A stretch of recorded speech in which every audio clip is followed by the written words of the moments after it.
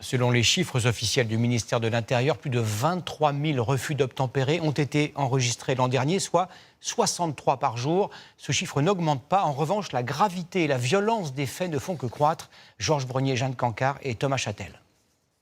Ils sont devenus une crainte quotidienne pour les forces de l'ordre. Combien de refus d'obtempérer? En France, 1 toutes les 40 minutes, d'après les forces de l'ordre. Entre 2016 et 2021, le nombre de refus d'obtempérer a grimpé de 12%, avec un chiffre record de plus de 27 000 infractions cette année-là. Leur nombre a légèrement baissé ces 2 dernières années. Qui sont ces mises en cause? Dans plus de 9 cas sur 10, il s'agit d'hommes. La plupart ont moins de 30 ans. Des comportements plus dangereux. Les conduites à risque, qui peuvent tuer ou blesser grièvement, sont en hausse, d'après le gouvernement.